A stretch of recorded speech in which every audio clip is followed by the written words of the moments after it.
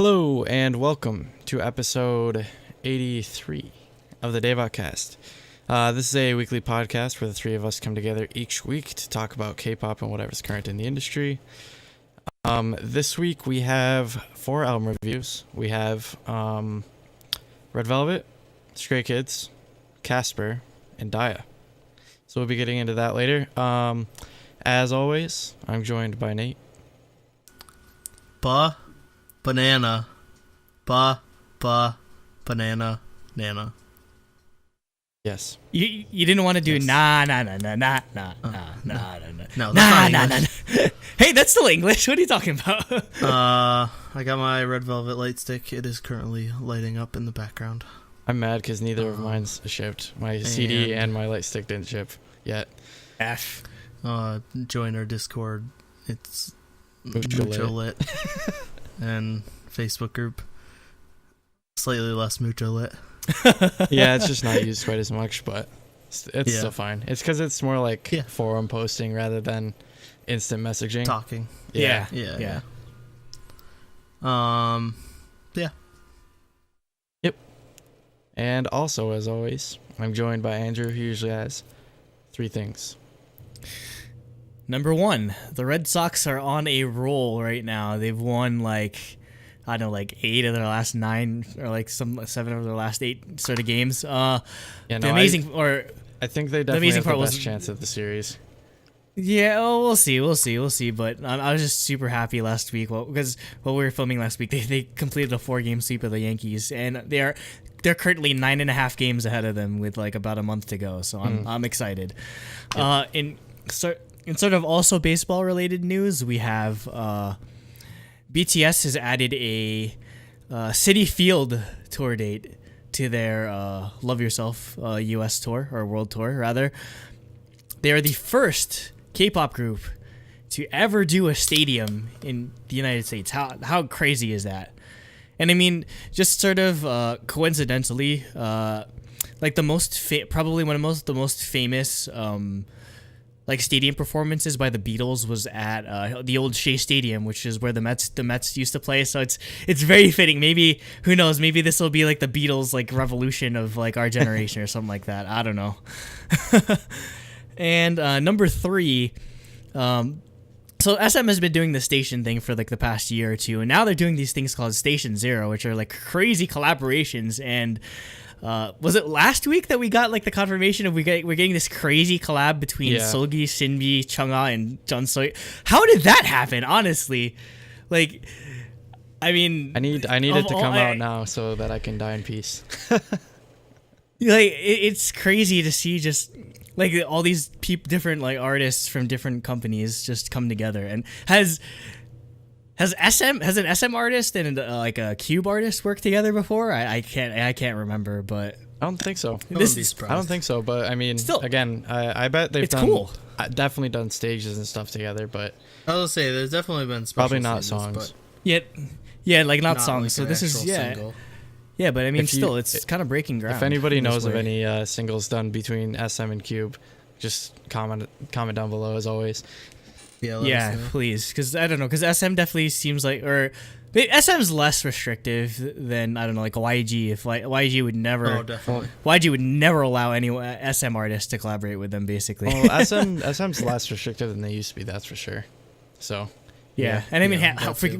we got JYP on an SM station song that he produced. So they're more chill than they used to be. yeah, so. though I mean, SM Those are and my 3 JYP things. have usually had a pretty good relationship, so that's not really Yeah, surprising. yeah.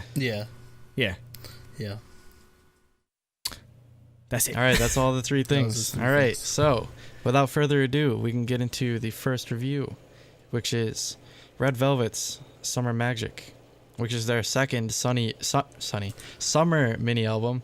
So The whole album is a cover of the Kara Japanese single. yes, Summer Magic. Wait, there was a song called Summer Magic? Yeah, it was a Kara Japanese song called Okay, Summer Magic. okay. Anyways, so from here we can get right into the review. So we're switching it up a little bit because basically, like we've been doing with releases, we're just gonna take turns reading off the titles and stuff. Usually Nate would do it all, but we're just gonna alternate, I guess, from here. So I guess I'll be taking us through the Red Velvet mini album, and then I guess we'll reveal as the albums come up who's doing what. But yeah. So anyways, to start off this album, we have the title track, which is Power Up. Also, please forgive me if I sound like awkward throughout this. I haven't really done it much. So anyways, Power Up, definitely a summer song. However, it's so much different from Red Flavor. Almost called it Red Summer because I always do that. Anyways, super different from Red Flavor. It's not as like right from the get-go, like on your first listen, it's not quite as like catchy and like popular pop sounding. But then the more you listen to it, just the banana banana nana just gets like stuck in your head, and that's all you can hear in your head for like the whole day. It's actually ridiculous. So anyways, I like this a lot. It doesn't seem like a traditional Red Velvet title track. It seems more like something you'd find on like the Red as like a B-side track, which again is not to knock it at all, because we've talked about it multiple times. The Red Velvet's B-side tracks are amazing all the time. So yeah, I liked it a lot. I thought it was great.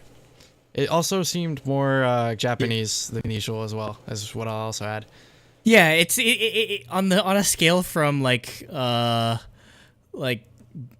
on a scale from, I don't know, like freaking Cookie Jar to freaking, I don't know, like Peekaboo or Bad Boy. Like I'd say it's more Cookie Jar in terms of like zaniness and like craziness, I guess. Yeah. I mean, yeah. Basically, I had that in my notes as well. That it's more like a B-side or a Japanese single than a normal Red track. But yeah, it's super catchy. It's really playful. Which kind of fits that B-side Japanese single style more. Music videos back to being weird, like Dum style stuff going on, like or Russian roulette. Also the choreo is really, really good. Yeah. I think the choreo stands out. There's a lot of really good point choreo to it. I don't know. It seemed a bit more basic. Well, yeah, it was basic. Well, yeah, it's not complicated, but it's fun. It's like it fits the song really well. I don't know. It's just I feel like they've kind of at this point they've. I mean, mean, Shark Dance, the wave dance that Soldier was teaching literally every SM yeah, I think part of the reason why they made like the choreography a bit more simple is because they wanted people to learn it easier, which is why they did like the whole they're going around SM like town concerts and trying to teach everyone the choreography. I think they're definitely trying to go for the effect of like Twice as like TT. Like, it's just an iconic move. Yeah, they're trying to find that thing basically. Yeah, that'll sort of be like when you see it you think Red Velvet. Another thing I forgot to mention is I actually really liked the MV. It was like not super like over the top or anything, but it was still very Red Velvet, like strange, surreal kind of stuff, and like but it was still very again like summery. Like random, everything's melting. I don't know. I didn't like the MV as much because they kind of retreaded the elements that they covered in Red Flavor, because like it kind of like I kind of felt like the motifs were a bit too similar, and it didn't necessarily do much to differentiate itself. But I mean, their outfits were amazing though. Like they had like the Girl Scout thing. They had like Joy with the crazy like high like like ponytail sort of thing, which was a great look for her. Also, the funny thing is that I kind of feel like they always revert back to these like summer concepts from time to time, because it makes Irene look like 10 years younger immediately. Like I always forget she's like in her like almost late 20s at like this point. She's 27 or 28, more like 17 or 18. Yeah, it's crazy that she's the same age as Nate basically, but she looks so much. Well, I mean, Asian genes, like notwithstanding, but. All right, so from there we have With You, which is.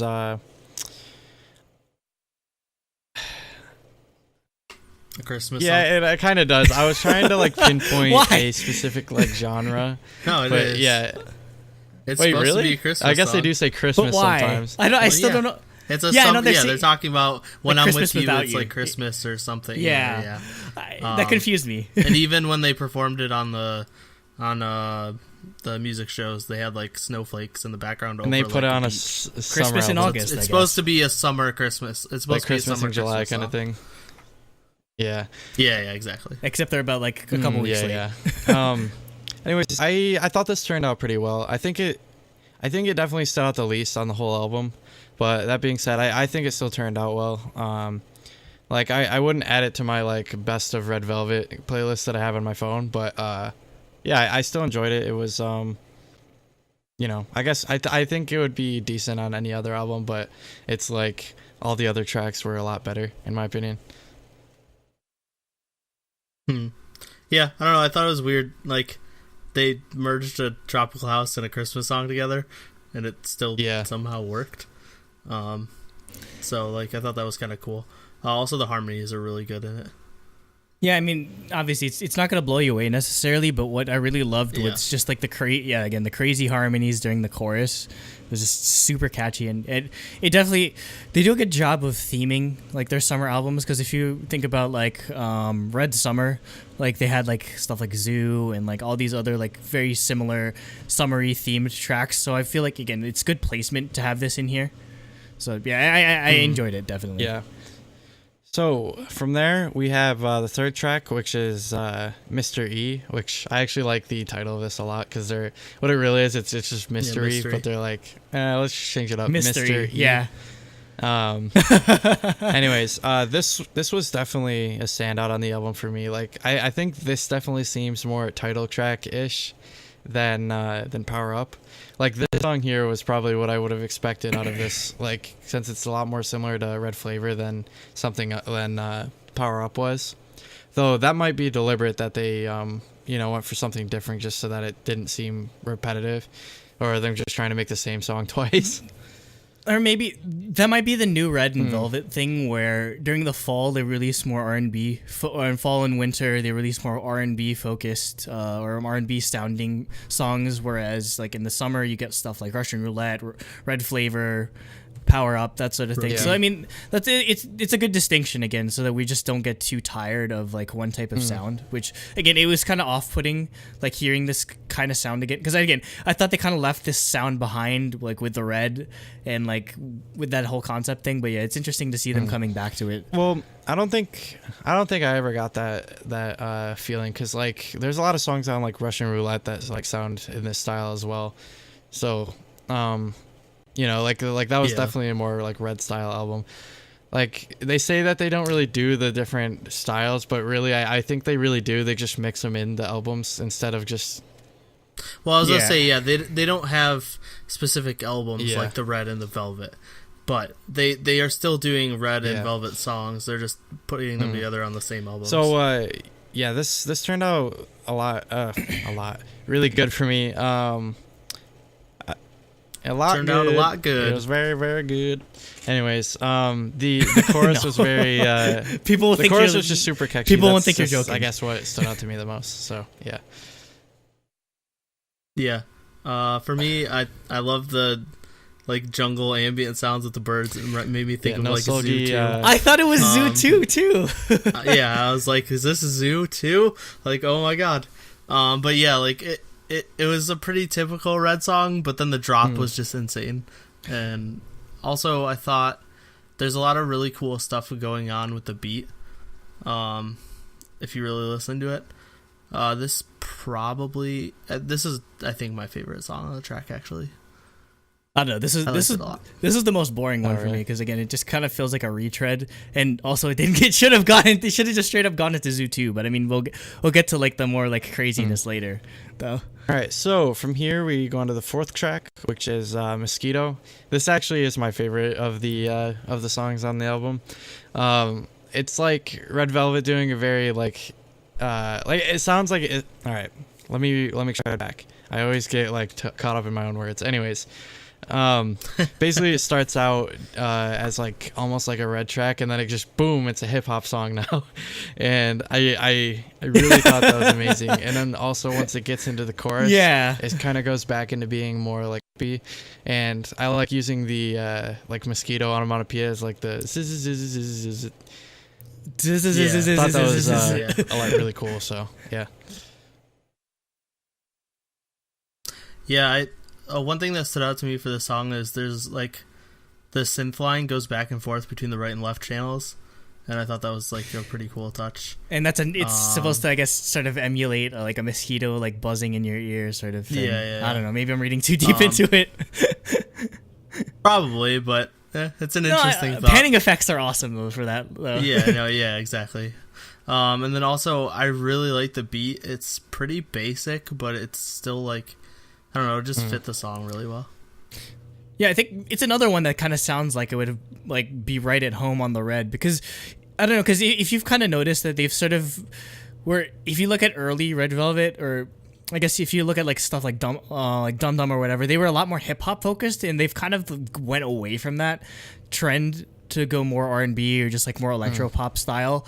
Whereas which it's nice that, I wonder if we'll ever get a single like that, like a Dum Dum ever again, because again it making the transition away from it sort of it's an interesting choice. But I mean, if they're still putting it on these on here as album tracks, I think maybe not, but I'd love to see, just because I think it's fun, like we'd get more rapping too. So also, just as a side note, like like actual mosquitoes, they can all go to hell. I fucking hate mosquitoes so much, because like this basement is just infested with mosquitoes right now. So I have a mosquito trap, and like there's a spider chilling in the mosquito trap, like eating all of them. So like he's chill. I kept him alive, but like I'm allergic to mosquito bites. So basically, just like sometimes I wake up and they're just like fucking mosquito bites everywhere, and they're just like they hurt, and like they're like really like it's a really like it's like a bruise or whatever. Oh, I hate it so much. There's way less mosquitoes or no mosquitoes on the West Coast, so I envy you people solely because of that. Yeah, there's more things that can kill you though. Like I don't know, like black widows or like tarantulas or snakes or something. Black widows in Michigan. I've knock on wood. I've never seen a black widow in my life, and I never want to. Anyways, so from here, Unless you're talking about Pristine. Anyways, so from here we're going into the fifth track, which is "Hit That Drum." So this song I really liked a lot. Like immediately, like it lives up to the name. It's got this drum beat that kind of just like trains on through the song, and like I guess if I go back to my sort of like synesthesia technique, it reminds me of like a locomotive train just like going along, kind of. Yeah, exactly. So with the in the chorus, where I guess it goes the whenever I'm like singing that in my head, and then all of a sudden it becomes Bonamana by Super Junior. Yeah, I was gonna say that's Bonamana. Yeah. Wait, which song? Bonja manja, bonja manja, bonja manja, yeah, like that's the Super Junior song. Like it gets Super so Junior song. Yeah. Now I have two songs stuck in my head, and now because now it has the same sort of. Yeah. And they're like mixing. I need a mashup. Because it has like the same or like the same. Hey, someone's gonna do it. Yeah, for me, I thought the beat and the synth part really stood out for this song. It's like it reminds me of an FX song. It's like really hard hitting, like pop music, if that makes sense. And even like the vocal style they're using, it kind of like matches the type of singing the FX does. So that's what made this song stand out to me. Like the easiest way for me to sum this song up is basically it's 5-member happiness. Again, it's something that I'd never thought we'd ever get again, because it's just such a different, their sound has evolved so much from back then. So again, like the Brazilian style drum thing is insane. Again, I love what Jacob mentioned, the sort of percussive nature of the chorus, and like the boom boom boom hit that drum is super catchy and kind of reminds me of History by EXO, because like there's a part where it's like doom doom doom doom doom, like almost same key and everything. So yeah, this is one of my favorite songs. Again, I'm glad that's a nice thing about Red Velvet. They managed to find consistency without necessarily repeating the same like sounds over and over again, which is very hard for a group to do, because like usually if you look at somebody like, I don't know, like a G-Friend or like an A-Pink, they usually stick to one sound that they're known for and they just go at it over and over again. Whereas Red Velvet, again, their specialty, I believe, like I think is just sort of like in the variety of sounds that they can give. Like one might be like a hip hop track, one might be like a tropical, like Caribbean, like summer style song. Another one could be like a really like elegant, like mellow ballad sort of thing. And again, it just speaks to the level of talent that they have on Red Velvet, that they're able to dip their toes into each of these different genres and still make it sound their own. All right, so from here we'll go into the next track, which is Blue Lemonade. This is definitely the most like I guess R&B type song on it. It's still pretty poppy. Like I'd say it's definitely more like Red Side than a lot of their R&B tracks. Summary. But it definitely is more towards the R&B spectrum. I'd say. If I were to put it on there, I'd be like slightly past middle. But yeah, I actually enjoyed the song a lot. I'm glad they did decide to throw a sort of R&B track album on there because, I like the variety that I get on Red Velvet albums, and that definitely spiced things up a lot. So I appreciated that. Yeah. For me, what stood out was like there's so many different like cool different synth sounds. There's like a deeper bass like synth. There's a bunch of like weird high pitched bubblegum pop synth sounds, and then there's like distorted instruments as well. So like there was just a lot going on in the synths, and I thought it worked really well. And then of course for R&B velvety stuff, their vocals are just on point as always. This was easily my favorite, like, on the entire album for very obvious reasons. One, this was produced by Monotree, and I'm a sucker for anything that they do. Two, it's chiptunes and, like, future bass, which is, like, two of, like, my most favorite genres. And also, it makes a really good use of, like minor in the chorus, like the doo-doo-doo. Like, that part, like, it's just an interesting melody that they wrote for that chorus. So, yeah, and it's just really cool. It's very much an R&B track, but again, it's just very interesting very unique how they wrote the melody to it. So I enjoyed it a lot. Easily my favorite track. Well, not counting the next one, obviously. Favorite new track. Speaking of the next one, we have the song that everybody's been praying for. Please, please, please, please. It's like the begging part in the Dum Dum MV where they're just like, yeah, exactly. Our prayers were answered. So basically, every prayer. We got a glimpse of half of this song at KCON, New York. Red Velvet performed the second verse of Bad Boy in English. And really, we were just asking for a studio version of what they performed. And what we ended up getting was an entire full English version of this song. So, yeah, well... Except they ruined the opening line. It's fine, because who dat boy... talking slick doesn't really rhyme. So I was thinking about it when I was in the car, like, because I listened to this like so many times.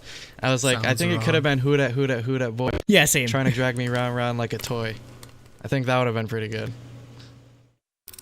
But I mean, you were saying that you think the original was like talking shit, when they not like it. talking It was slick. Definitely who dat.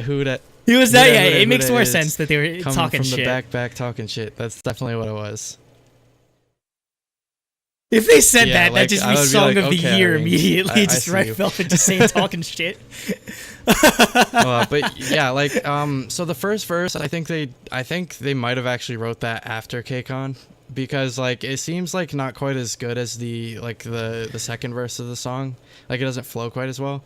But that being said, I still think it does work well overall, and I'm not really complaining. I just felt that the second half of the song was a little more like natural sounding as far as the English verses go. I know. My thought was maybe this, because you know how a lot of them, because obviously Stereotypes were the ones that produced and I don't know if they wrote the song necessarily, but a lot of the times they write lyrics in English and then afterwards they sort of transpose it into Korean. So maybe this is the original lyrics all along, and then afterwards I think I remember. Yeah, that was my thoughts. They were working with somebody I presume when they said they mean like Wendy, and just going back and forth with like what sounds good, I guess, because they said they wanted to do that for KCON in English, and they did that beforehand. Like they came up with some lyrics and whatnot. I think maybe the reason why they only did the second verse of the song at KCON is because they didn't quite get to writing the entire song yet. But either that or they wanted to be a super surprise, like. Or the the surprise. Again, nothing. That might be like the best like K-pop moment I've ever experienced. Like more than Wonho taking his shirt off, more than like seeing Girls' Generation live at the Best Buy theater. Like the mass realization on everyone's faces when they're like, this is in English. What? The way I describe it is everybody was just completely disoriented. They're like, where am I right now? What is happening? Like just boom, everyone's mind is blown. Like it was crazy. So yeah, overall, like this is one of my favorite songs of the year, and it being in English, like that just like I don't know, I really really appreciate them, like I guess acknowledging the international audience outside of like China and Japan. So I thought it was awesome. Yeah. I didn't have too much to say about it because I mean we've already talked about it a ton. It's the same amazing song, just with more the first verse translated. But yeah, I loved it. This makes me want an entire Red Velvet album in English, and I know that's asking a lot because SM is very wary about entering the English market because I guess just Girls' Generation didn't do that well. But honestly, I think SM they didn't can even do try. it. Please, SM didn't even try with SNSD. They've given us a taste. They promoted for one day. Like, I mean, they went on like talk shows, like they went on like more Letterman, where they got burned was with Boa's album that came out in America. Because like she had collaboration with like freaking Flo Rida and crap, like she had good when Flo Rida was popular. 2009, that was back when he was popular. No, that was peak Flo Rida. But, like after that, it's just I mean, My House is kind of popular, but other than that, I don't know. Like that album was really good, but I think it was a little too like we had heard this before. Like it was very Britney Spears-esque. I feel like that Boa album was. So, you know, I think like the problem is whenever anybody tries to enter the US market, they keep stripping away the Korean elements of the music. And then you have nothing but American pop music that we've heard before. You have to literally just be like, hey, we are a K-pop group. Take it or leave it. Yes, exactly. Yeah. Like what BTS Although I is think doing. They're Americanizing a little too much as well. But the nice thing is that... But they're doing it at least they're good a bit. enough. But the nice thing is they're already working with the stereotypes. So basically, just like have the stereotypes write an entire album for them and just release it and like write everything in English. Like it wouldn't be too. Oh, that you do not underestimate how much that choose to number one basically. Like Bruno Mars is a chart topper, and also just as a side note, like at this point I don't even remember any part of I don't remember the lyrics to the Korean version of Bad Boy anymore, just because I listened to the English version nonstop at this point. No, but like it's just I feel like it's the English version is just so more ingrained is perfect at this point. Like I prefer it, which is rare. The chorus is like the best. Like the chorus like easily puts it into like Song of the Year territory. I mean, this is like specifically the English version of Bad Boy. In addition to like the actual song. I mean, it's already like one of my most listened to tracks on iTunes. Like overall, like let me check real quick. It's literally like same number. All right, this is not in order. Hold on a second. All right, so Bad Boy, without just the Korean version, is number 3. And then if you add in the live English version the real English version, it'll be like number 2. The actual studio one. Like right behind Heart Shaker. Like it's on the heels of Heart Shaker. So that's how much I've listened to the song already. So anyways, from here we can get into the ratings of this album. So I guess I'll start since I read off all the tracks. So for me, I was deliberating between a 9 and 10. I think I'm leaning more towards a 10 because I really, really enjoy every single song in the album. And also, like, you can say I'm biased all I want because it's true. Like, Red Velvet is easily my favorite current gen girl group, and I pretty much love everything they put out. So, I mean... Yes. Well, no, because they messed up by releasing Dance the Night Away. No. Yeah. Until Twice puts out Despacito. Despacito 2. No, Twice is going to put out Despacito 2, and then that's going to be Song of the Year. Or until they put out a little song called 24 Karat. They do an actual cover of that and they release it in Japan. Anyways, I think I'm going to give Silver Magic 10 just because I just generally just love everything by Red Velvet. I love every song on the album. Like I even said that With You was the weakest track, but like I said, like I really still like that song a lot. Like I feel like if it was anybody other than Red Velvet, I wouldn't like it as much. But again, it's like I fully acknowledge that it's my bias showing through, but I just love Red Velvet that much that I think they really can't do wrong at this point. Like they're pretty much in like the tier with SNSD and Epic High at this point. So yeah.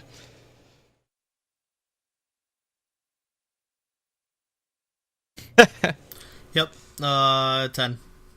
Oh, sad. No, yeah, same. Pretty much the exact same. Like I liked all the tracks on the album. I thought the styling, I liked the choreo, even if it was basic. I thought it fit the song really well, and it's catchy. Obviously bias point, so no surprise there. I'm gonna break the trend. I'm only giving it a 9 just because I don't know. I kind of wanted more out of like the concept part of it in terms of both music video, like I don't know, cinematography. Because the outfits are fine. It's just like the music video and the choreography just kind of fell flat for me. But other than that, again, I liked almost every song on this album, which is, again, it seems like Red Velvet's probably one of the only people that can do that. So like, and also I guess if I were to like put this in comparison, I probably wouldn't like it as much as I loved. Partially because I'm very biased towards like the velvety side of Red Velvet. So I'd still put like Perfect Velvet and Perfect Red Velvet on like a tier higher. No, those are my favorite Red Velvet albums. I couldn't give it a 10. So I mean, it's still a great album though. Or I guess just in general, it's yeah. We were talking about like how this is probably their best work. Perfect Red Velvet.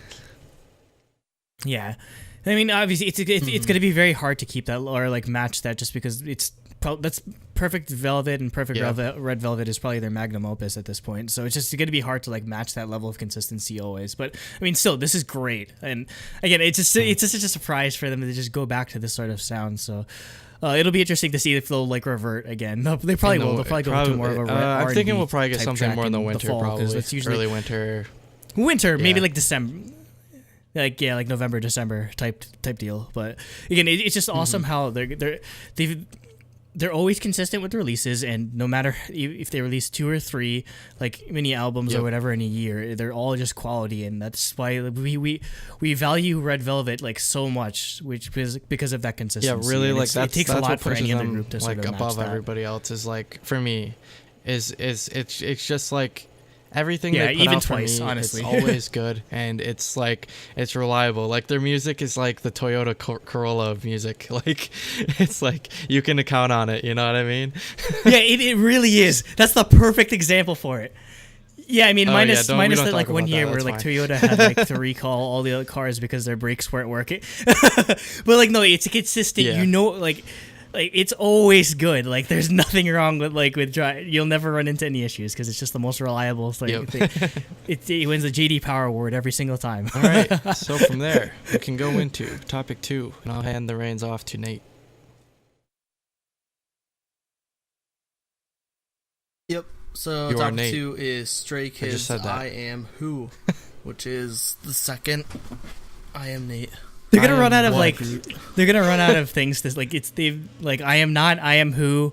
I am what. Well, it's probably a trilogy. Probably. So. Yeah, that's the most likely. It's probably I Am Me. I Am Me. One. But yeah. So this is like the second of their. I bet it is. We assume trilogy. I don't know if it was ever confirmed. First track is Who ? So this is another like pretty awesome intro. This is Felix, right? They had an intro on the first track or the first album as well. Yeah, because in the first album, amazing. Specifically in I Am Not, we had Chan doing the intro, right? Yeah. Yeah. But, he did the English part, and then Felix did the English part here. I think a different member did the Korean part. I thought this was actually a really good intro. Like honestly, make it a full song because. Like it doesn't have the hard hitting rap of everything else, but it's like a chill like sort of intro. I guess it is an intro obviously, but honestly like we keep saying this about K-pop intros, just make it into a full song. We want it. I know the intros. Yeah. I don't know K-pop. Something about K-pop just makes insanely good intros. I think just in general, this blows not as much as I love not like this blows it out of the water. I love this track so much. Again, it should be a full track. It just a perfect starting off point. Like when the album intro is just an amazing. When the album intro could be a top 5 Stray Kids track, that's how you know the album's gonna be good. Next we have My Pace, which is the wild. title track. So the song just Wow. It is. It is wild. So like the song just it gets your attention instantly with Changbin's like insane part. And then right after it goes into like Jisung just goes hard as fuck rapping. I thought it was cool that it constantly switches between like guitar focused and synth focused instrumentals. Yep. So like for the Nana part it's like over a guitar, but then like the actual like the pre-chorus before it is like entirely synth. Yeah. And I think it's a really, really good synth part as well. The singing and the rapping in the song are like so good. It just shows how technically good they are at what they do. The choreo fits the song. It's just the choreo is just as insane as the song is. Yeah. Like it's so ridiculous and so good. And I actually liked the music video on how it's like super busy and like glitchy and hectic. Like it also fit the song really well. I just think everything they did with this was like a really like complete package. Speaking of like that glitchy thing, I really loved in the second verse where I don't know who's singing. I'm really bad with Stray Kids members, but when someone's singing the second verse and then Changbin comes in afterwards and like they're showing him and like they split the screen into thirds. It's like so cool, like how they're just like doing all these like graphic effects and everything. Also, I'm pretty sure this is the same like tunnel that Monster X filled like Dramarama in. I'm pretty sure. With the part where like they it's the stop same the thing. tunnel in the truck. Did they do that there too? Like they randomly just have a Ford F-150 and they stop the tunnel. I don't know. I'm not sure, but I've seen this tunnel before. Yeah, but it's a K-pop. It's like a K-pop like staple in terms of like filming and also. Oh God, you didn't even get to the freaking the 86, the Toyota 86, which gorgeous, gorgeous. Jeez. That's for my thoughts of the actual song. Obviously, I enjoy it so much just because, again, just Stray Kids' unique blend of sort of like really like hype trap music with this rock focused like a riff. Again, much like a song like Dramarama, where just like the riff is just very catchy and very very fitting that they filmed in there too. Their outfits are awesome. It's just like really just all this like hype beast type stuff like Comme des Garçons and like Vetements, like all these like soccer like kits, jerseys, or that sort of thing. So yeah, just very enjoyable and just is there anyone in all of like music just in general that sort of just sounds like Changbin? Because you immediately know like just like it's instantly recognizable when you hear him on tracks, and just that intro just it's a perfect like intro to like build the hype of this song, just because it. And also like I love that like the verses do a very good job of that too, just building like the like yeah, like what you're saying chorus, about like Changbin, like the only person I can really think of to compare him to really is like Eminem. Like he's probably the closest thing to. I mean, I wouldn't doubt it. Yeah, His basically style's that's definitely he learned it similar. from probably. And that's probably my he favorite took after. style of rapping. Is just like, you know, the fast aggressive like, but still having so much. Yeah, but still having so much like wordplay and like super stuff raspy still built right in there. Like it's just it's incredible. Like I really really respect anybody who can do that. Like, so I guess it's the like a lot of people don't like the angry style of rapping, but personally I think it adds more like emotion. I guess like clearly, you know, Jisung does this really well as well. Actually, my favorite Stray Kids verse actually isn't from Changbin, it's from Jisung, and it's in Beware. Like, he picks right up, and it's just super aggressive. But anyways, in My Pace, I thought it was, like, I guess the thing that I was thinking of in my head that I'd compare it to is, like, the Tasmanian Devil from Looney Tunes. Like, it's just, like, it's just this huge tornado of, yeah, exactly. Like, just the chaos. The very, like, hard and gritty, chaos, like, rock part in the beginning, and then it like somehow seamlessly like transitions right into like the trap parts, and they did a really really good job in the production on this song. So yeah, I liked it a lot. Yeah.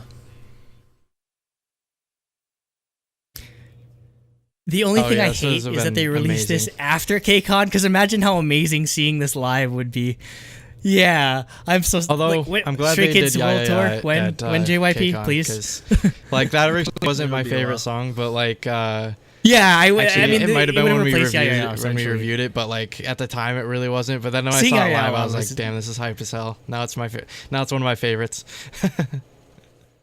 Oh my god, yeah, Yeah. yeah.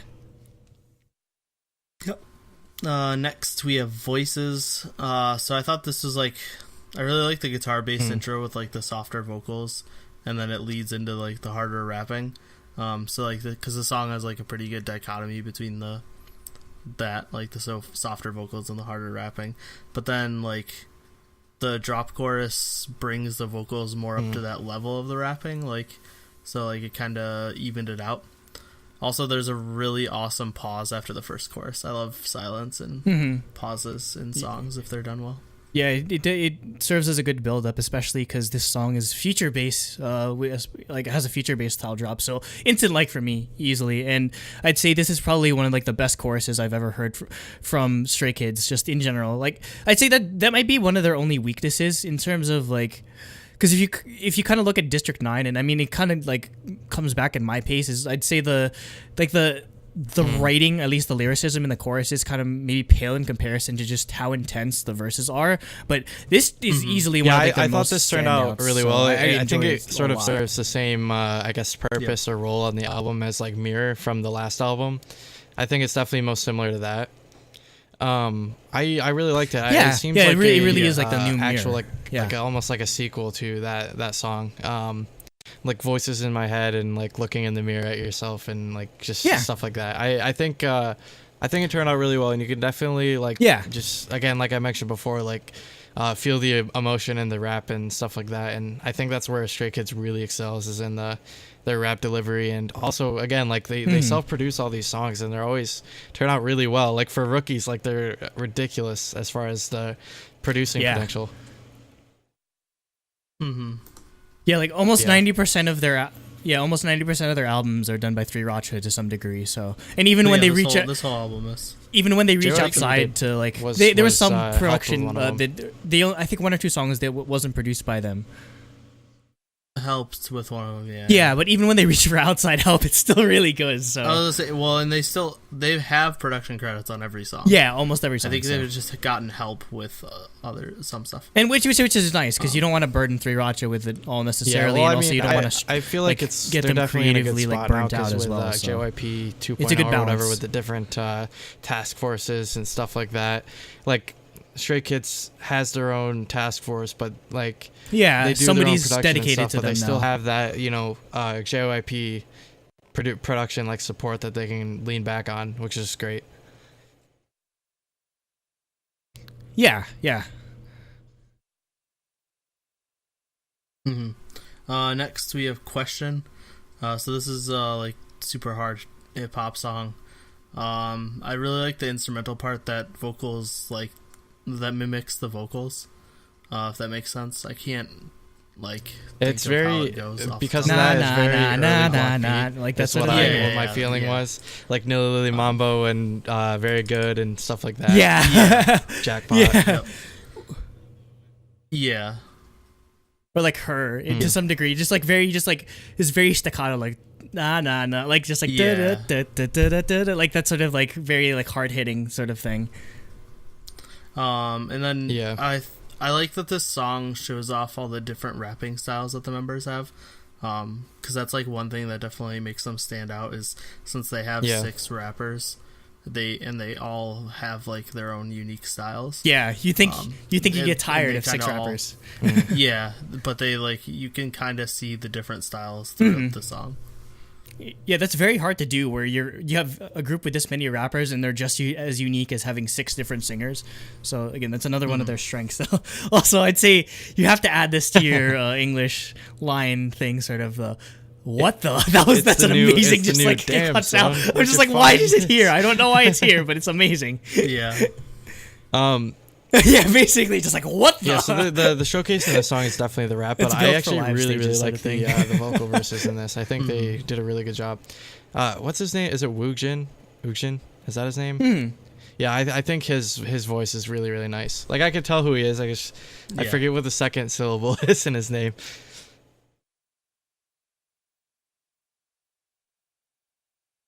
Yeah. Next we have Insomnia. So this is more of like the softer hip hop song. I don't usually like the use of auto-tune, but for the beginning of this song, like, I think it actually fit really well with the instrumentals. The beginning rap part that's auto-tuned. Also, I love how glitchy the drop sounds, because it's not what I expected, if that makes sense. Like, if you listen to it, it just... I don't know, for how much we listen to K-pop and how often there are drops nowadays, like, you kind of can expect where a drop is going and like how it's gonna sound, but this did not sound what I thought it was gonna sound like, because it's got like these weird glitchy effects. I mean, I enjoyed the drop definitely because it's feature based, but because I listen to a lot of feature based and on SoundCloud and that sort of thing, it wasn't too much of a surprise to me. But this is probably Insomnia is probably my favorite song on the entire thing. Like, just that the impact of that drop, just like how they play with the silence of that. I can't sleep, and then boom, it drops right. Like, I don't think it would have had as much of an impact if they just went straight into like the loud or the actual like chorus part. So just again, they're very good at playing with that sound, and just sort of like tailoring that to like the style of music. And this was like the second song, or this was the song they performed alongside My Pace, and oh man, like the choreography for this was excellent. So I'm glad they picked this song as the support song for their live stages. Yeah, this is I'd say this is actually also my favorite song on the album as well. Like Nate was saying, like the drop wasn't super predictable, but it worked really, really well. And overall, like, it's just super catchy, like with the use of the English verse in it, that I can't sleep, turned out really well, especially with the song being named Insomnia. Well, I was expecting insomnia to be the word that's the showcase. Insomnia, it doesn't work. It doesn't work. Well, I didn't know what the chorus would sound like before listening to it, but I thought this turned out really well. So. Next we have MIA. So this is a pretty good R&B beat. I like the different guitar parts. Like, so there's two different types of guitar in this, and then there's also like a really synthy bass. And I liked how those mix together. But this is an example where I wish it wasn't auto-tuned. Yeah. This one didn't need that auto-tune, and didn't really like help the song at all, like Insomnia did. So that was the only like negative, but the instrumentals are like good enough for me to like not hate this song. It was just more of, I wish it wasn't auto-tuned. Yeah, auto-tune was too much for me. It was a miss, just because it's just way too obnoxious for what would be necessary for anything that Stray Kids does, honestly. Yeah, for me, I thought this one was a little too, I guess, not Stray Kids-ish, I guess. Like, it was a little out of their wheelhouse, in my opinion. It was a little more towards, like, the stuff that we didn't like on BTS's last album. Or just, it kind of sounds like... In my opinion, at least. It kind of sounds just like what every boy group member does as a solo sort of thing. That's why it's something we've heard of way too much at this point. Just super auto-tuned, like, really, like, trap beat type chill song sort of thing. So, again, it's nothing new, basically. Yeah, I mean, I think it's good, but it's definitely the worst song in the album for me. Yeah, easily. yeah, same. Next we have Awkward Silence. The lounge piano part is like a really nice touch. And I just loved how like fun and upbeat this song was. Like, contrasts to this like angry style of rapping really well. Like, I liked it a lot. It's funny, like, Changbin is like, I keep thinking of the SNL skit with, Don't Fear the Reaper and like Needs More Count. Like he has only like one. Yeah. It's like they're telling him, all right, Changbin, this is like a really cutesy boy song. We have to appeal. We have to show a different And he appeal. just goes It's hard, like yeah. okay, it's like it's like super hard. It's so funny. He's only one level and that's it basically. Even with like his notch only goes to max. it's so funny. But I when think it works. still fit well, like surprisingly. Yeah, it works so well just because you never hear something like it. It's like and it works. It works surprisingly well. I mean. Yeah, it just the song put a stupid smile on my face just because he's so angry and everyone else is so happy on this song. Yeah. And also, I love like I love the use of like again just awkward silence and it's like caw like the crow sound effects again. There's like I love how they play with the instrumentals like that. Yeah, I thought this song turned out well. It was definitely a different, like, a change of pace, but I think it still fit them pretty well, especially with the members being, like, pretty young. That it definitely doesn't feel different, or I guess too different, I mean. But yeah, like, the cute verses with the rap verses, they still work well, even though, like, they're still, like, hard-hitting like normal. I think it definitely, like, juggles sort of the different, I guess maturity levels, I guess is what I'll go with. And yeah, I think it turned out well. It definitely stood out on the album for me pretty well. So yeah. Yeah. And finally, we have mixtape number 2. So if you don't know why you don't know about this song, it is a album only track. So if you don't have it physical, you can go check it out on YouTube. People have uploaded it. But this is it's an acoustic ballad, which is surprising. Apparently, considering it's called mixtape. Well, yeah, I think they're just that's just their naming convention. Their naming convention for the album track. Yeah, because there was mixtape 1. Yeah, then mixtape which was a 1 Tropical House song, so there's not like really connection. Yeah. But Cooper said this is actually a 3-Racha song. That they did an OT9 version of. That makes sense. Oh, cool. But like, and then all 9 members wrote their own lyrics, which is cool. Nice. But yeah, this is giving me like so many Big Bang vibes. Like, yeah, that was my first thought too. The vocals are so good, and the group vocal part at the end gave me chills. Like, I never expected it, but this is actually my favorite song on the album. Is an acoustic ballad, like it just not what I expected at all from them, and they did it so well. So actually, because it surprised me so much, I think it's my favorite song. Yeah. Sorry to cut off Andrew. No, go ahead. I keep forgetting the order because we keep changing how we're doing it. But anyways, I think this turned out really well. Like Nate said, the definitely the Big Bang influence is definitely there with stuff like I see like Taeyong's "Stay With Me" featuring G-Dragon, "Blue," songs like that is definitely the style. I don't even know the style. I don't know why I said term. See, I can't talk today. Sorry, people. Like I keep getting jumbled up somehow. I don't know. Maybe I'm just like dyslexic today. Anyways, thought-wise.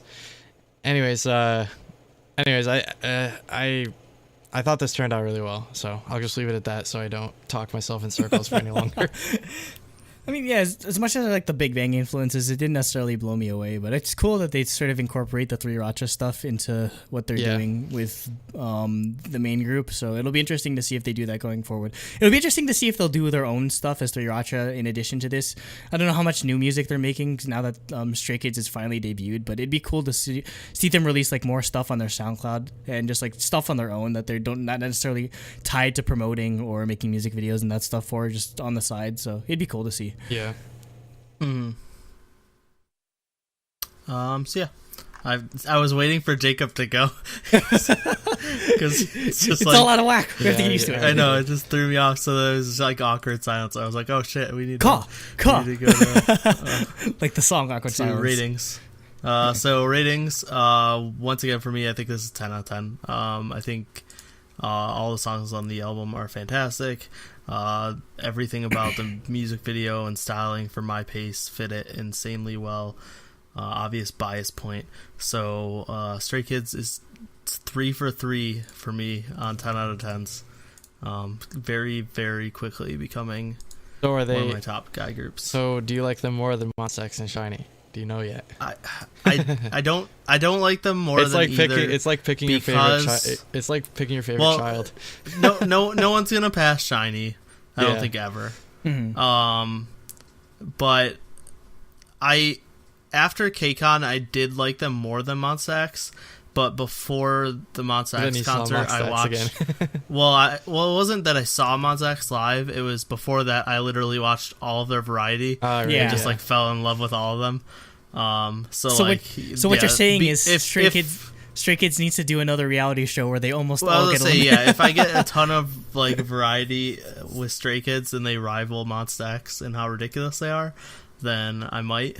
But it's going to be tough because Monsta X is just insanely good at reality and variety. Yeah. All right, so I guess I'll go next. For me, I gave it a 5 out of 6 for music, just because I liked every song, but MIA didn't blow me away as much. 3 out of 3 for concept. I thought the MV was really cool. I like that they're doing like the trilogy concept. Everything was involved with 3 Raksha, and they did pretty much everything on the album. So yeah, choreography was cool. Everything was awesome as far as concept goes. And then bias point because I pretty much like everything that Stray Kids has put out so far. So yeah, 9 out of 10. Yeah, I had same score as Jacob. Like, as of right now, I don't think anything is beating like mixtape in terms of just quality. I'd probably put this on par with I Am Not, but again, that's kind of just that's kind of nitpicking at this point, just because I've loved. It's very rare that I've given this high of a score to any group. Just like, again, it's interesting how they both, Stray Kids and Red Velvet, released at the same time, because they're probably the only ones I've given like high scores to consistently, like even like twice, or like Card or whatever. I'm still very like I vary on scoring widely, but again, they're just super consistent when it comes to these releases. And again, we'll see. We'll probably get another mini from them, and it'll be interesting to see where they take this sound, because again, I love the direction, or like I love the different directions that they're sort of taking that sound in, and they're still probably the most unique sounding boy group I've ever heard. At least in recent memory, because again, it's just the perfect combination of having JYP's input, having 3 members that are very like have a very distinct style and know kind of what the direction the group wants to go in, and just like all of these factors just make them probably like, again, they're easily the most refreshing boy group in a sea of kind of, I don't want to be too disparaging, but in a sea of like either BTS or EXO clones. It's very interesting to see them, and I hope, and it seems like they're doing decently well. I mean, besides the fact that they're with a huge company in JYP, it seems like they're doing very well for a group that technically is only debuted like, I don't know, like 9 months ago or something, or like a couple months ago, basically. So just getting this level of consistency is just unheard of when it comes to any K-pop group, honestly. So 9 out of 10. Like, I guess it's, again, we were talking about like Red Velvet with being the Toyota Corolla of music. Like, I think Stray Kids definitely has a path to getting there. Maybe they can be the Honda Civic of music. No. That's too boring of a car. It's the Toyota 86. What is a reliable? No, it's a Ricer Civic. It's a Civic. It's a Civic. Just all right. How about it's a Civic Type R. It's an Acura Integra. That's what we get. Okay, maybe it's a bit more luxury. It's not as racery as a Civic is, because you have to put more money into that. It's got class, and it's kind of fast, and it's still reliable because it's basically a Honda Civic. Yeah, it's just a nice Honda Civic. Sorry about the car talk, people. This is Car Talk Podcast on iTunes. number one hobbies and games podcast. No, Changbin's at GT350. Oh god, he's just constantly going crazy. Changbin's just full out Mustang. That's great. Yep. Anyways, so I guess from here we can go on to topic 3, and then Nate will hand the reins back over to Andrew. Yep. Okay. All right. This is Casper with the mini album Time Is Up. So, for those of you that might not know who Casper is, we found her, I don't know, like probably about a year ago. It was January or February. Yeah, so like like a year and a half ago. Yeah, the first time we did like releases is when we heard her single "Lean on Me," her "Lean." So At that time, she was under DSP. I believe she left DSP and is under a different, under a different label, which is why we hadn't heard music from her for a while. I believe that's why. Yeah, well, I think it was her indie like label that I think she still like kind of was under them while with DSP. Okay, because she like still did like concerts with them and stuff, I think. I'm not 100% sure, but yeah, so yeah, I think she's left DSP since and is only under them. Yeah, and just kind of like self-producing her own stuff. Yeah. All right, the intro track, or the first track, is the Tomorrow song. So this was actually one of my favorites, honestly. Again, with like another one that would fall into the category of intro track that deserves to be a full song, because one of the reasons why we loved KASPER at first with Lean is because she has a really good balance of rapping and singing. Just the effortlessness between the transition between those two it's very rare. Because usually it's normally a situation where you'd have a rapper bring on either like some type of vocalist to do the hook for, whereas she's almost capable of doing that on her own. So I enjoyed this a lot. Yeah. Jacob. Oh, okay. You're just always after Andrew. Yeah. Anyways, I thought the intro of the Tomorrow song, I thought it turned out pretty well, though. Again, like, I kind of just wish it was a full song. Like, it feels like it's just a song that's really short. Yeah. It's a minute 46. You know, it's got, like, the rap and the vocals and stuff like that. Yeah, this was actually probably my favorite on the album, in my opinion, actually. I like this a lot. I really wish it was a full song. I might. This might be my favorite, too, honestly. Either this or, like, a later song, which I'll get to, but... Yeah. I'll pretty much mirror what you guys said. I really like the chill style, like lounge instrumentals, which she pretty much used for all the songs. It's just her style. But yeah, I thought this was a great mix of her singing and rapping. The next track is the lead single called Clouds. So I guess just as sort of a recurring theme for this album, she kind of wears her influences on her sleeve. So in this instance, I'd say her influence would definitely be someone like Hayes. Another person who's very good at making that transition from singing into rapping. Again, just like I'd say, what really sells it for me on this song is just the I'm a sucker for anything like really like R&B style piano instrumentals. Just really, I'd say her vocals go very well with that. My only complaint, and it's kind of a recurring complaint, it would be, I'd say her vocals kind of need work because they were a bit flat in some areas during the chorus, or just a bit like maybe too soft or monotone. But other than that, it didn't enjoy my, it didn't ruin my enjoyment of the song entirely. Jacob. Oh, okay. I'm completely out of it, I guess. Whatever. So for Clouds, this one was like it's weird. It was a little too like calm, I guess, in my opinion. I can see that. It was like I like the laid back nature of it, but it is a little too almost like whisper in your ear, like, I guess. I think ASMR. I think it was a little more upbeat, but not upbeat, like that kind of thing. I guess I would have liked it more. But that being said, I think it did turn out pretty well, and I thought it was good. Nate? Yeah, for me, I like you said, Andrew. Like, I think the piano part for this song is probably the best on the album. I agree that her voice, like, she does need to focus on her voice more, or singing, but her style, like, or her voice fits this style so well, like the way she sings, I guess. And I liked that the rapping, like, I felt like if it could have gone on too long and like kind of ruined the song, but it didn't. Like, it was like the perfect length. Yeah, if that makes sense. Because it's more a vocal song with a rap verse, as opposed to like the more of the balance, or like goes back and forth. Yeah, but it was still there, and I think it needed to be there. Yeah, it needed to be there. But yeah, it went on like the perfect length. And for the music video, it's pretty basic, but it was like really artsy in like a good way. I liked it, even though it wasn't like, obviously she's not gonna have like the budget to have a real like crazy music video. It seems like she's doing a lot of this on her own, or just like with like an indie company. Self-produced. So it's understandable definitely with the sort of like financial situation and everything. Yep. Next is Look at the Time featuring Jaehee. I don't know who this feature is, but he has an excellent I think voice. all the features are more just like unknown people that are the same company or her friends and stuff.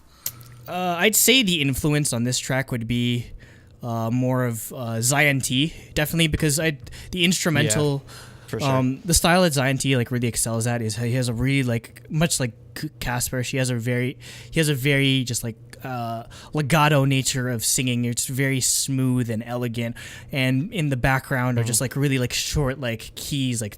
It's a good balance between those two. So it's another song I enjoyed. Again, the reason why I bring up her like voice is that it's just kind of hard because when she brings on the features, and in this case Jaehee, like his voice is just incredible. You kind of end up just comparing like the quality of it, so that she kind of gets overshadowed in terms of vocal performance by the feature. But I mean, other than that, I think it's just it's another song I enjoyed a lot mostly because I like both Hayes and Zion T. So I enjoy the influences she's pulling from, and I believe she pulls it off well enough, definitely. Yeah. I like the laid back nature of this song a lot more than the last one, actually. I think this one turned out, it just felt a little more natural to me. Okay. And I think the feature definitely was right at home on this. Yeah. He definitely sounds like something. I was making sure it was a guy. Yeah, it's a because he's got a high voice. Yeah, so yeah, the guy featuring on it, he sounds like something that'd be on maybe like an Epic High feature, which I definitely like. Okay. So that could be why I liked it a lot. So yeah. Mm-hmm.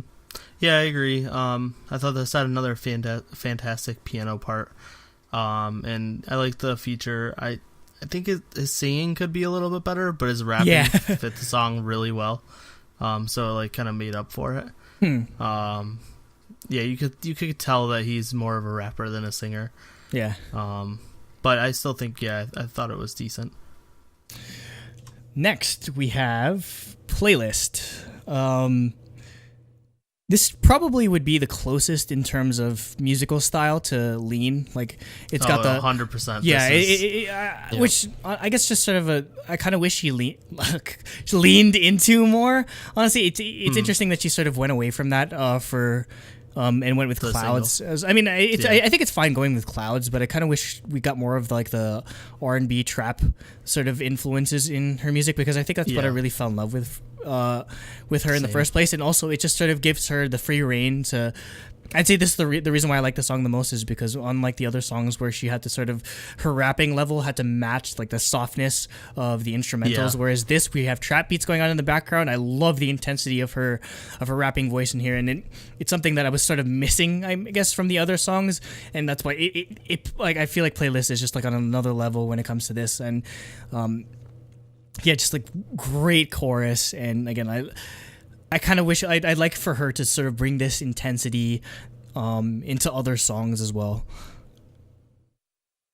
Jacob? So yeah, I thought this turned out really well as well. Just like the singing, and then boom, when it goes right into the rapping, like it's fantastic. I think this is definitely like among like in quality, I guess, for me, is like similar to like her diss track that she did. Like that's pinnacle KASPER for me. Yeah. Honestly, I want more diss tracks from her because that was hilarious. But like her like you were saying, her vocal intensity and like almost angriness, it sounded really great. So yeah, I like the song a lot. Yep. I'll pretty much mirror what Andrew said, but yeah, the song is very, very similar to Lean on Me. That switch between the singing and rapping is great. Her rap is definitely the best on this song. Yeah, on this entire album. Honestly. I really like. That's what I'm saying. On this song's rap is the best on the album. I really like the super deep synth ending too. That like really just like I don't want to say surprised. It stood out to me. So yeah, this is easily my favorite song on the album. And finally, we end off with Hate You featuring Asol, who I'm not familiar with. And oh man, whew, I went through a like emotional trip through this song because wow, it's not good.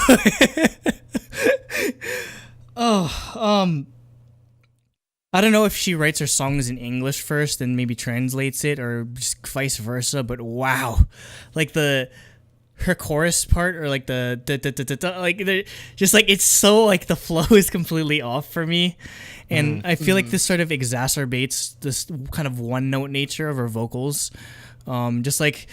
And also, it kind of leaks a bit into her rapping a bit. Just like the flow of her rap in this was just kind of like very like like very almost kind of like bored in a way. And I guess that's why I didn't like it.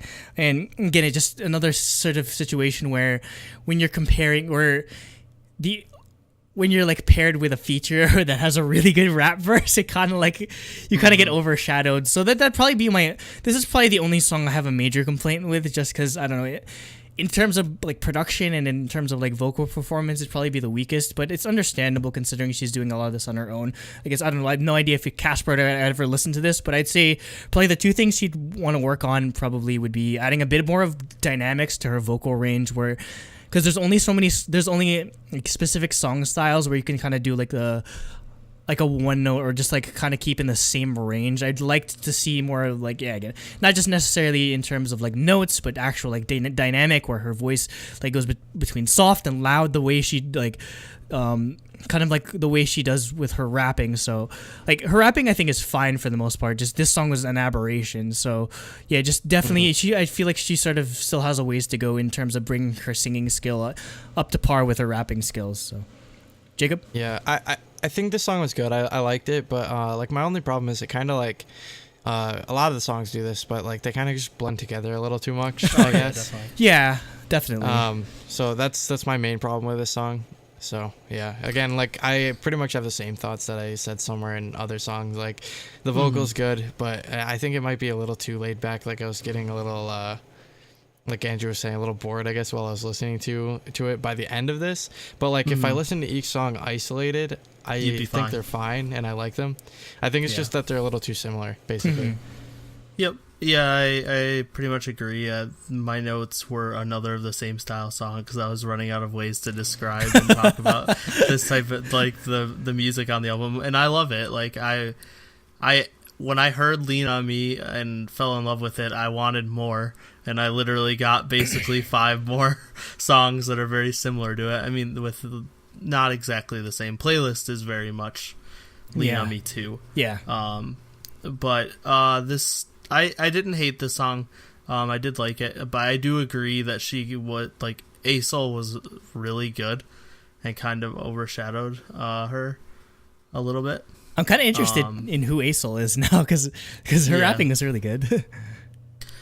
So yeah, this one probably stood out the least to me, but I didn't hate it. Yeah. I mean, I'm not, again, if you're ever listening to this, I'm not trying to hate on the album. It's just I definitely see some room for improvement when it comes to just vocals and production just in general, I guess. I think what would serve her better is like she still had these songs, but like add like 5 more and make it a full album just with like different variety and style and stuff like that. I think it would have been a little more maybe cohesive that way. Yeah, maybe it's just sort of like, I guess the way it's like give these songs organized. some room to breathe. Yeah, basically. Yeah, definitely. Just sort of mix it up again, and probably don't be afraid to reach out to just I don't know. I really don't know like the production credits, but definitely just like reach out to different people in terms of like giving a production style or I guess giving a just sort of like a outside view on this, so it's not too similar. But I mean, yeah. I'd say overall I'm still pretty happy with it. I'm just happy to get more Casper, honestly, because I thought she was gone. I thought she was just going to be a YouTuber for the rest of her life. So, same. Yeah. Oh yeah, this was definitely. When I found out we were getting an album, I was ecstatic. All right. So going into scores, I would give it a 5 out of 6 for music because as much I'd say I'm a bit more lenient on this because this is again like the solo effort and like the amount of work. So I still see room for improvement. So I'm going to be kind of lenient right now. Concept 2 out of 3. Again, nothing really blew me away in terms of music video, but. Again, that'd be understandable. Obviously, a bias point because I love Casper, so it total out to an 8 out of 10. Jacob? Yep. I had the same exact rating. 5 out of 6 for music. I liked all the songs, but none of them like really blew me away. But I enjoyed all of them, and also just the fact that they kind of blend together a little too much. Like I said, I think if this album had a few more songs that were a different style to give each of the individual songs more room to breathe, I think it would definitely benefit this a lot. 2 out of 3 for concept, just because it gets the job done and it's good, but I think it's kind of basic for a 3 out of 3. So I give it 2 out of 3 for concept, and 1 out of 1 for bias point, because I really like KASPER, and please give me more diss tracks. Yes, please. Please, you can write a diss track about us, like not liking your album all that much. I just want to hear more diss tracks. Just do it. You both gave it 8 out of 10. It's not liking it. Yeah, just give us a diss track, because you expected a 10 out of 10. It's fine. We like a Drake level diss track. We'll accept it. So I gave it the exact same score as you guys, 5-2-1, for pretty much the exact same reasons. So I won't talk too much about why. I do want to say I forgot, because it came out a little bit after I made the slideshow, but Playlist does have a music video. Ooh, okay. I should look at it. It came out a couple days ago. Oh. So it's not marked in the slideshow if you watch it on the YouTube video. Okay. There's no screenshot for it, but I forgot to add it to the slideshow. But there was a music video released a couple of days ago. Right.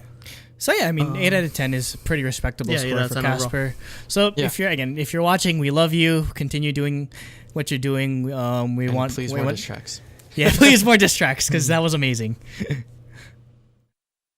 All right. So from here, we'll hand the reins back to Nate for topic 4.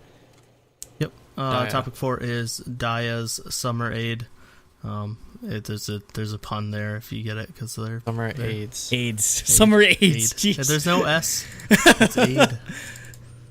AID. What is AD? But, like, I don't know why they spelled it like lemonade, like Summer Aid, like lemonade, limeade, Summer Aid. Okay. It works, kinda. Yeah. The first track is like. It says like you on Spotify, so I don't know. Oh really? Oh, well, for me, it's like Choa. It's Choa. It's Choa. Yeah, but I think it's translated to just like. Yeah. In the Korean, like direct translation or whatever. Yeah. Wherever I got the translation from. Like you probably makes more sense as opposed to like. Oh yeah, like. Yeah. It's a confused like and a just like decisive like. Yeah. But yeah, this is just a fun synth pop song. There's nothing like crazy standing out to it, but the choreo is really cute. I thought it was pretty good, because this is the song they did on music shows. I should go watch that. I liked the choreo a lot for it. This is weird. I guess just sort of background. If you haven't heard any of our Daya reviews, I guess I have a hard time like liking a lot of their music, but which sort of puts me in an interesting spot whenever we review them. But I actually like this one a lot, just because it's kind of harsh, but it sounds a lot more interesting than anything else they've done before. Yep. Yeah. Like, because I'd say, say, like, again, not to disparage like I don't know, like something like Lovely's, but it with like another group, it sounded like a sort of a generic-ish sounding girl group song, but with Daya, it just sounds a lot more interesting because we haven't heard something like this from them necessarily. So yeah, I enjoyed it a lot. So, for me, this song is definitely, like, this is probably my favorite Daya song, like, ever. My favorite Daya song's later. Like, I like this song, but this is probably my 4th favorite song on the album. Yeah, no, this is my favorite song on the album, because, like, a lot of stuff really didn't blow me away, like, spoiler alert. Like, I don't know what it is about Daya. Like, I really want to like them, because I really like Kevin, I like Cheon, I like, Somi, and all the people that show up in different places. But, like, I like the members, but, like, nothing they've ever put out has ever blown me away. I don't... Honestly, I don't think it's them. I think it's MBK, because MBK has a history of really fucking up every... Like, honestly, if Daya was under another, I'm not trying to like cause like a revolution or anything, but if they were under a different label, I probably would enjoy them more, just because they'd probably be getting like a different production than what they are right now. I mean, so. they even said, like, if this comeback doesn't come out successful, this might be the last one they ever do. Which I kind of think is bullshit. Crazy. I think they're just trying to hold the fans hostage when it comes to I honestly, I feel like the company is making them say that. Like, well, MBK, Who do they I have? feel like MBK's falling apart. Yeah. Because they have no one else. Yeah, because like honestly, like Tiara left. They're Yeah, basically Tiara's. we covered Well, that. no, mess. MBK's trying to Make the next Tiara. well, no, MBK's trying to trademark Tiara name, but they're not going to be able to because they can't.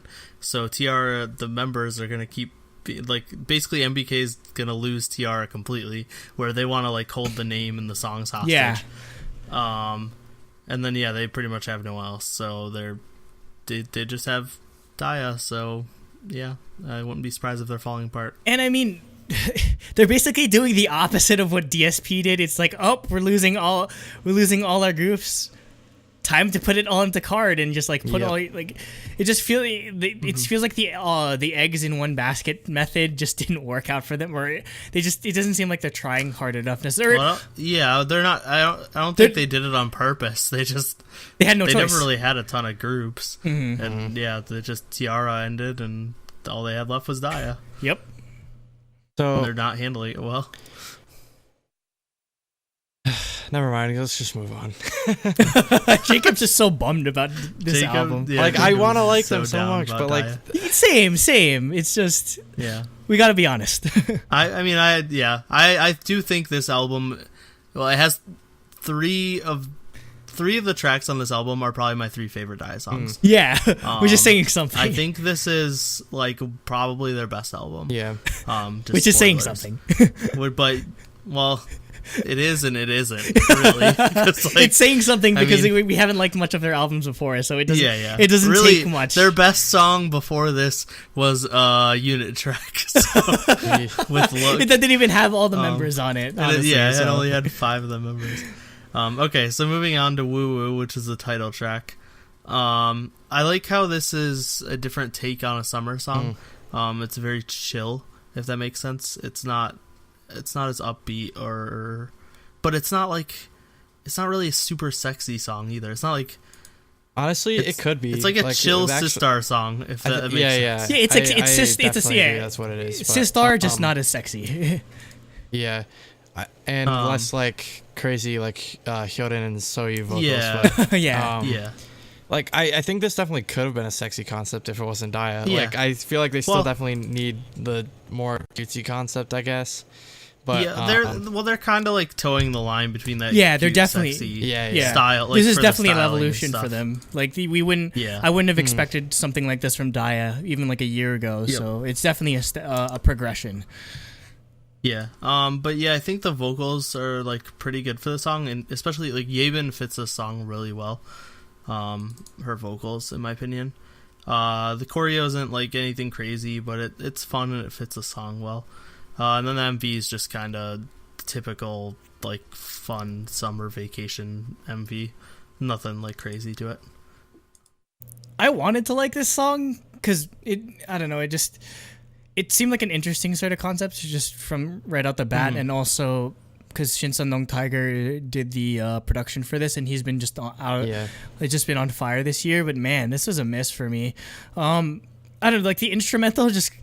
It's interesting because apparently the instrumental I don't know if Cooper was talking about it. I don't know if it's an actual sample of like a Tinashe song, but to me it sounds like it does sound like this Super Love. It's not the song. Or no, it's not, which in itself sounds like the song called the Running Man challenge, like the At Night I Think of You. It's basically the same instrumental to that song, and it bothers me so much. So like even with that, like I kind of thought like that ended up being like a minor gripe of mine. I guess like the thing that I really had a problem with is, I don't know, the vocals just didn't stand out to me as much. Just like maybe it's kind of like what Jacob has like problems with a lot of the times, where just like the chorus just stays on the same level. It's like da da da da da da da da da da like over and over again. Like it kind of didn't like come to like a resolution or a peak or any sort of thing. And yeah, the choreography was embarrassing. Like I understand it's Daya, but man, that was like I expect you to like at least do something better in terms of choreography. At least the visuals I didn't mind. I mean, I'm still a fan of like Yebin with short blonde hair as opposed to like the long like black hair. But I mean, other than that, I mean it's fine. And also I think just again in terms of progression, I'm glad that they've been going away from Chaeyeon and Friends being the sort of concept of everything that they do, which was really bad last year. Now Yabin's hard to carry. Yeah, it's funny. It's just like, we have. It's like the person that they were neglecting so much to the point where she went on a survival show to get more. Show, is now like getting screen time, which is awesome because I feel like she was always underutilized. So I'm pretty happy with that. Yeah, I think they did a good job of evening it out overall. Because Somya got a lot too, and she was popular on the unit. Yeah. Even though she didn't make the final cut. Yep. So, you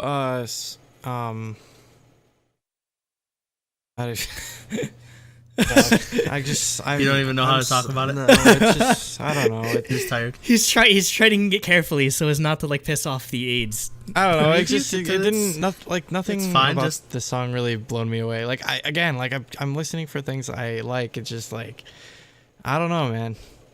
Yeah. I think they really just need better songs. Like they have the talent. Yeah, there. definitely. Like, they have an IOI member. They have Yabin who's in Unity. Stomy, who did pretty well in Kathy, Unit, who's an amazing rapper. Yeah, she's a really good rapper. A song on this album that she produced I really liked as well. Like so, yeah. Which song did she produce? She produced Blue Day, which is their best IS song. Oh, that's that's my favorite song. No wonder. Exactly. Same. Yeah. So yeah, we can move on to Adult. So this is a piano ballad. But I think it shows off, like we just said, like they have the talent. I think this really does show off their like vocal talent well. I think they're underrated on that aspect. But the song itself, like nothing really blew me away. Oh, this was actually one of my favorites. And again, I don't know if this is a good thing or a bad thing, but for a ballad to show off more musicality than the actual like lead single, it just says something about sort of, I guess, how they're producing the album. And also I'm pretty sure this is like the only one where we get an actual rap verse, which is kind of interesting because it's a ballad track. So, yeah, I don't know, exactly. That's another thing that kind of pissed me off with this album, where you have I feel like a lot of my problem with Die is that, again, there's talent there. It's just that they don't know what the fuck they're doing with it, honestly. It's like, it's because MBK doesn't know how to manage artists. Yeah, MBK doesn't know how to do anything, basically. You have somebody that literally got super famous for going onto a very popular rapping show, showcasing her rapping talents, and all she does is just stand there and look pretty and like maybe produce a song or so. I feel like I'm glad she produced this like Blue Day, whatever. But like, why can't we get an actual like rap verse from her? Well, yeah. I mean, yeah, why on Mr. Potter you gave her an entire solo like just hard. Like, how can you regress from Mr. Potter? Like, Mr. Potter is, I'd say, like just very baseline, and somehow they've managed to regress from that. Like that takes like a conceited like. It takes effort, honestly. So I don't know. I honestly don't know. But I mean, that's why I enjoy this, because it showcases that there's a good group somewhere in underneath all of these like mediocre songs. I'm sorry, but So even though this is a ballad, I think it did turn out well because they went for more of the like SNSD style, like complete. Again, like that's kind of the song we compare a lot of these two, but like it's a great song. So I like that style a lot. So this actually was a song that I did enjoy. That being said, I still feel like if it were on another album, it wouldn't like stand out quite as much. Like that's why it's just leaving me with like a lukewarm feeling. Like, you know, this is one of my more favorite songs on the album. However, like I feel like we'd knock it if it were on a different album. You know what I mean? Next we have Pick Up the Phone, which is part of Juhan's rap, and I can't remember the name of the song. One of the songs in the last it's one of the songs where he says his name. Don't worry. It's not Destroyer. Whatever after, I should know the song. It's like one of my favorite songs, but I'm blanking on the name. But no, for this song, the synths are insane. There's so many 80s style sounds. I think this and Blue Day rival look is like my favorite Dia song, period. I think everything about the song's great. The vocals fit with the synths really well. The song just blew me away compared to like we said, like just the song quality that Dia gets is not usually very good. and this stood out as being very good, in my opinion. Like, why wasn't this a single? Honestly, this could have been a single. Yeah, I definitely would have been a lot more impressed. Like, yeah. I think it's just because they wanted the more summer feel from Woo Woo. The summer, yeah. I know, like, but it's it feels like they throw away so much, or they hide so much of their talent by trying to tailor it. So, like, not everything has to be a summer concept. I'm sorry, just because you release a song in the middle of freaking August doesn't mean summer concept. Like, you can do this and it's fine. That being said, I love the instrumentals. It's probably the closest I've heard to Daya doing a New Jack Swing song, which is, again, something I never thought I'd hear Daya do, but it's enjoyable, very enjoyable. And again, just vocally, it's so much better of a performance than what we got in Woo Woo. So I really... Yeah, it's so weird. Like, this Blue Day are probably like 1A and 1B when it comes to like my favorite Daya songs at this point. So, yep, same. And I mean, like that being said, like the bar is obviously kind of low, but I mean, if they released more songs like this, I'd probably be a really big fan of this group, honestly. Because again, I love the New Jack Swing trend that's sort of seeping its way into K-pop, mostly and partially due to like people like, I don't know, like Charlie Taft or whatever, that like people that are obsessed with, and Shinseong Tiger did it like for EXID's Lady. So like, there's no excuse why. Yeah. And he has no qualms with giving like groups similar type of songs. So I mean, why not just give Daya that type of? It's probably MBK. Honestly, they're probably like, no, we want Daya to be this. We don't want Daya to get like all the. I think ultimately that's why they're hiding the good songs in the album tracks, because like I feel like they're just so entrenched into like what they want Daya to be visually. It's coming at the cost of the actual quality of the music. So yeah. So, like, Pick Up the Phone, I actually like this song. I thought it was great, but I feel like, again, like Andrew was saying, like, they're just hiding it away because they're adamant about a certain concept. I feel like what they should do is take a bunch of songs. You know, I feel like this is what companies normally do usually, but, you know, they know the different concepts for all the different songs, and they just pick whichever one, you know, turns out the best. You know what I mean? Yeah. I feel like they definitely should have done that, because like Pick Up the Phone could have had a pretty good like dance MV and stuff like that, and it would have been a really good change of pace for, you know, their overall concept. Yep. Yeah, I agree. Next we have Take Me. This was produced by June. It's pop ballad. This one probably didn't stand out. This probably stood out the least. Yeah, I don't have much to say on this, honestly. It's just, it's nothing special. It's not bad. It's a song. It just didn't stand out. Yeah, exactly. It's definitely a song. It's a song. That's a good way to describe it. And honestly, I don't know if Daya can't really afford to have that many "it's a song" type of tracks at this point. So yeah, like it's not even it's a ballad. It's a song. Yeah, that's I say that I'd put it's a ballad. Like it's worse than it's a ballad, where we can't really like necessarily like identify anything, but that it's a piece of music. Yeah, I think it's like I definitely like the fact that, you know, this was, you know, written by a you know, a member I was of the gonna group. say like I props really to appreciate June that for writing a song. Yeah, but yeah, I just think I don't know. I just feel like in Daya's position, like Andrew was saying, like we can't afford like this style of song where like you know, everybody has this on their album kind of thing, because I feel like it really just doesn't stand out. And that's you know, with Daya, like I said before this album came out, like I can't sing in any Daya song at all, if you ask me, except for maybe Mr. Potter. That's it. I can't even remember Mr. Potter. Yeah, like I'm so bad. So yeah, it's a song. It's a song. Next we have Sweet Dream. This was produced by Yebin. It's a cover of the MFBTY ballad. song. It's a yep, that's right. But yeah, this is an acoustic ballad. For this one had more that stood out to me. I really liked the bell synth thing.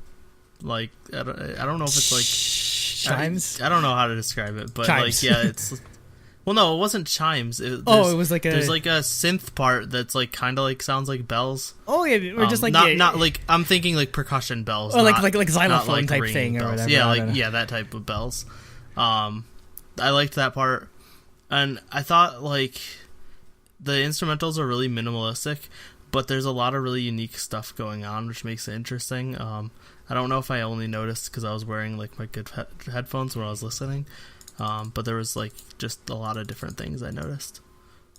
Yeah, I definitely enjoyed this one a lot more than Take Me, mostly because I'm a sucker for like acoustic type songs like this. So yeah, I mean, if MBK was gonna go with anything, like I'd feel like this is probably the safe song for them. So I'm no surprise it was introduced or this was included in the album. So yeah, it was all right.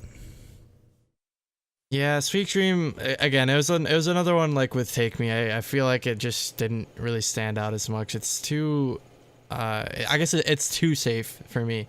Like it's too similar to stuff that you find on like literally anybody else's album. You know what I mean? Like because Daya's already not in the best like standing for me. Like I really just want them to come out and just like suck me away. You know, you're like, no, take me by the hand, and like, you're like, this is what we want to show you. Yeah, like you know what I mean? A lot of their songs, there's nothing that just really like catches your attention, so that it just like a lot of it just comes off as just like filler, or just like I don't know, just like back. It's sort of just filtered out of our consciousness at this point because we listen to a lot of K-pop. So yeah. And finally, we have Blue Day, which we've already talked about a decent amount while reviewing this album. Yeah, actually, all right. So oh my god, it's between Like You and Blue Day for me, best Daya song. Yeah, I like them both a lot. Yeah, so this was produced by Hyun or Kathy. The best way I could describe this is it's a sexy '90s pop song. Yes, it's like just make straight out like of '90s. And I'll be on board. Like just I don't know, like. I don't even know how to describe it other than that. But yeah, it's just so good. Everything about it is so good. And Hyun needs to produce a lot more for Daya. And I think they Can she just better. Can she be the only producer for Daya? Yeah. I'm sorry, since I'm Tiger. Just let her do the... No, it fell. Oh, the ice cream bong. Like this for the title. Bad timing. But yeah, no, yeah, I think this and Pick Up the Phone, like Andrew said, same for me, like 1A and 1B for favorite Daya song, just period. Like I think the recurring theme for me is that I like future bass, and it's future bass, and freaking Kathy is produced, like this is amazing. Again, it's something you would never expect Daya to like dip their toe in, and they pull it off so well. Imagine them doing choreography to this song and how much more interesting I feel it would be. So I really don't know why MBK is so afraid and why they're hiding these tracks, because these are good. Like, honestly, if I saw Daya perform this live with an actual choreography, I'd probably like them way more than I do now. Yeah. Honestly, it's just it's a matter of how you present the group, honestly. And I know like they wanted to play it safe and be like, okay, this is like cutesy girl groups are popular. We're gonna do our cutesy girl group, and Chaeyeon's like the like she's popular, like the she's popular, so we're gonna make a lot of money, and that can only take you so far. So I feel like it's time for. This is gonna be really blunt, but it's time for MBK to grow some fucking balls and actually put this kind of music out there, because you're wasting them. You are wasting them. You're wasting all this talent. And again, I just love if they're taking the effort to allow the members to produce and write a lot of the music. Why aren't you putting that forward as the single? Like, you have the talent. I know Shin Sun-Lung Tiger is a big name, but give them a chance, please. I just for the next one. If they don't, I'm gonna be so mad. Like, there's just so much. If there is a next one, just you have to utilize your talent, please. I'm begging you. I don't want to, like, as hard as we are, I don't hate Daya. I just want. I'm just so. The reason why I'm so angry is because I know they can do better than this, and I'd rather be angry or I'd rather expect the best out of them than just be so like. Bored to the point that I don't even care. Like, this shows that I actually do care about them, because I know there's more that they can do. So yeah, just they really need to get it together over at MBK, but I don't think they will. Again, like I said it so many times, like I really, really want to like them, like, because in theory I do, because I like the members, like you know, all the ones that I'm familiar with at least, and I just feel like, this album, I only liked half of the songs on it, and I feel like it's just such a shame, because like you can look at almost all of our reviews, and I generally just love everything because I love K-pop, just genuinely. I just want to see them get out of this identity crisis, because I feel like that's the solution to their problem. Yep. So that's basically my thoughts. So last we have. Did you even talk about the song that much? So for Blue Day. Yeah. So all right, actually, Blue Day. I was kind of just responding to what Andrew just said. Anyways, yeah, exactly. For Blue Day, at least, I was like, wait, did he even talk about the song? I like the. I actually do really like this song a lot. It's probably tied with Like You Like You. I like them both a lot. The like electronic influence, it reminded me of like I Can't Stop by Card, like that kind of thing. Yeah. Which is one of my favorite songs by them. I wish they'd do more songs like that. And so like if Daya does that, like I'll be on board. Like I like these. Totally on board. I really like the song. It would add a cool MV, a really cool concept. Again, like pick up the phone and this. If you like adopt this concept, I think that'll stand you out like a lot more than what you're doing right now. Basically, that's my general advice. And honestly, like if they incorporate, because if you saw, we covered Laboom last week and kind of how they made their transition from kind of like they made the cutesiest girl, the sort of quintessential cutie girl group songs, so a bit of a more mature concept. Basically, if they kind of do the same sort of thing where they're saying like, oh, Zien and like, I don't know, Yabins are doing very well in this style of music with Unity, try to bring some of that style back into the group, because I feel like that's going to progress like their identity as a group more than they are now. Yeah. So we can get our ratings. For me, I did give it a 5 for music. I think the fact that I would say Blue Day, Pick Up the Phone, Woo Woo, and Like You are possibly my top 4 favorite Daya songs. Maybe not Like You, but it's up there. So I think they overshadowed the lesser, the less impressive songs. So I did still give it a 5 for music. I gave it a 2 for style, and I think the choreo's okay. I thought the styling was great. Music video's okay. And then 1 for bias points. So I gave it an 8. It was, I think I stretched it a bit. It was between a 7 and 8 for me. But the fact that those songs are so good pushed it over the edge. Like, I was really close to giving this a 6, but because I don't know, just because a lot of the songs just really like frustrated me with, or I guess just the entire like release just frustrated me with just, I don't know, just how boneheaded it seems like a lot of the decisions are. But then again, like it's just like polar opposites where I'm just very mad at it, but I love it a lot just because it has a lot of my favorite songs. So I still end up like it salvaged the 5. Like I was so close to giving this a 4 in terms of music, but just like the highs, despite having like very low lows, just like the highs are definitely still what makes this something that I'd go back to. At least like the songs I like, I'd go back to them. I'm gonna be really harsh and give it a 1 out of 3 for concept, because wow, that was like it was a very generic music video and a very bad or a very boring choreography. So that's probably the biggest criticism, and I'm still giving them a bias point because I want them to do well. So yeah, barely, but it's a 7. Yeah.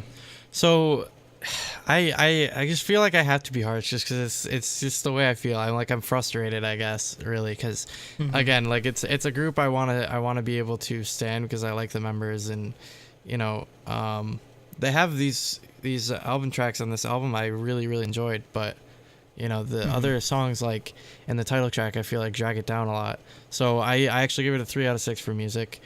Just because, like at the end of the day, I only liked half the songs. You know what I mean? Yeah, I feel you on that. That was very close. Like I wasn't too harsh on the concept. I think it was at least decent. So I gave it a 2 out of 3 for concept. I'll forgive it there. And then I'll get again bias point because again, like I'm anticipating them to come out with a style that I like. It's just like we'll see in the future, I guess, kind of thing. So, you know, I'm anticipating their next release because I see the potential. I just like they need the right songs. Yeah. So that's a 7 overall. Yep. 6, 7, 8. So.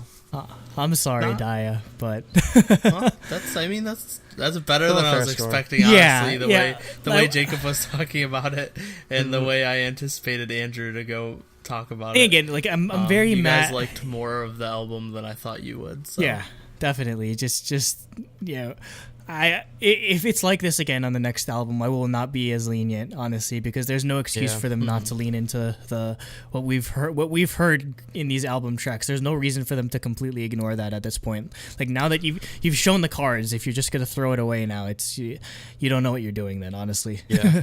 Yeah. Well, so from there, we've done all the topics for this week, and hope you tune in next week. If you like everything, subscribe, join our Discord. You know, we pretty much continue the conversation there. If you want to, you know, get a hold of us, comment, join Discord, join the Facebook, stuff like that. So, yeah. Anything upcoming? I don't know if by the time this topic goes up, we'll have a produce cast up necessarily, but I want to reassure you it is coming. We're just waiting on subs for episode 8, and I think like PD48 subs is kind of behind. It should be up before.